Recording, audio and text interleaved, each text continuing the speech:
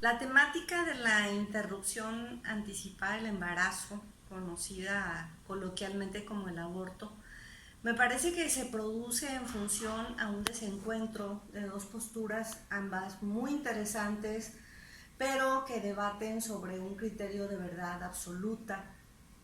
Por un lado, el grupos religiosos de Provida que le dan un ente al feto de persona con derechos, de persona con un alma y que debe ser protegida legalmente. Por el otro, las feministas que nos han heredado toda una estructura de análisis muy interesante acerca del cuerpo y la decisión de qué hacer con el cuerpo de cada mujer, eh, sin permitir que este se fragmente y decir, bueno, una parte de tu cuerpo es público y podemos opinar, eh, y por otro lado la contestación por parte de ellas sobre la pertinencia de poder tener claridad sobre la decisión eh, y, la, y la necesidad de nombrar el cuerpo como algo propio.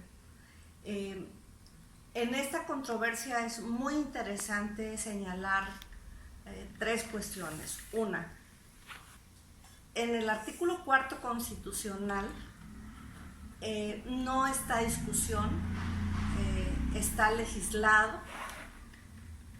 Las personas tienen derecho a decidir cuántos hijos quieren tener, cuándo los quieren tener. Lo que creo que produce la controversia mayor es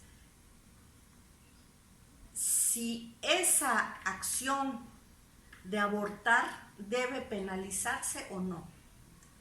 Y allí está donde ese desencuentro se agudiza en torno a el derecho a decidir, que es por la vía que de manera personal yo me inclino. El derecho a la decisión, el derecho como lo fundamenta legalmente la Constitución, cuándo y cuántos hijos quiero tener.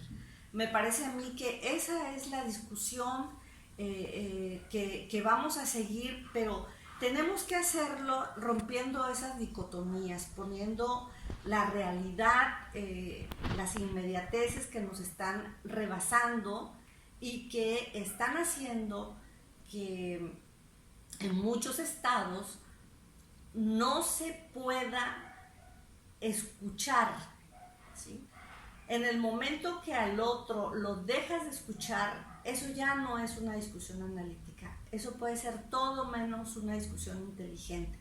Me parece que el rumbo lo debemos recuperar por el lado del cuestionamiento de hasta dónde nos corresponde a las mujeres en realidad la decisión, en dejar de ver la situación de el feto, el producto, como algo aparte de la mujer, como si fuera la cuestión de la maternidad algo público y partes del cuerpo de la mujer algo privado.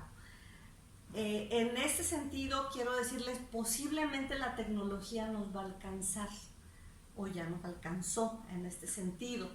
Ya están los embarazos in vitro. Yo no dudo que en breve ni siquiera se requiera prestar un útero, alquilar un útero, sino se den las condiciones externas para dar el acondicionamiento necesario para que se desarrolle un ser humano in vitro fuera de un útero. Entonces el cuestionamiento va a ser bien interesante porque allí sí la decisión la van a tener hombres, la van a tener parejas, que no necesariamente va a ser sobre su cuerpo. Veremos qué va a pasar entonces, veremos cuántos hombres realmente van a decidir eh, eh, tener un hijo, de acuerdo a como legítimamente lo plantea el cuarto constitucional, porque solo bajo esa perspectiva se puede entender en realidad quién tiene el derecho a decidir. En realidad tenemos que tener los elementos necesarios para poder argumentar una decisión informada. Ahí está mi postura por el derecho a decidir. Quiero decirles que incluso estas posturas aparentemente radicalizadas, aparentemente desencontradas, han también caminado hacia la posibilidad del análisis. Tenemos el grupo, por ejemplo, de mujeres católicas por el derecho a decidir, y me parece que esta situación de abortar clandestinamente va a seguir pasando, es un hecho, es algo que no podemos negar y que tenemos que darle certidumbre a una acción que va a seguir sucediendo, pero en condiciones en que lamentablemente se pone en peligro la vida de muchas adolescentes, la vida de muchas mujeres sin los recursos para ir a lugares cómodos, con médicos certificados. Aquí hay un problema también de poder económico, ¿no?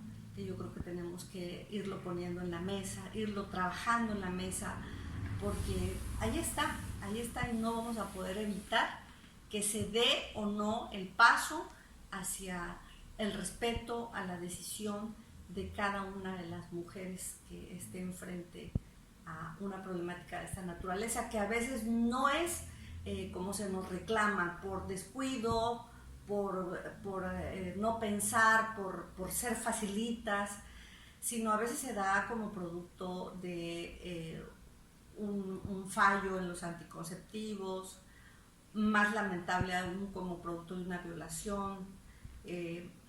Las situaciones son tan diferentes que incluso se puede decidir y ampararse en el artículo, pero ese amparo no ha sido nada sencillo, porque cada persona tiene su propia historia, sus propios antecedentes, su propia razón, y eso hace que se convierta en un particular entero, o sea, una persona con sus propias particularidades que le da una característica muy diferente a la decisión final.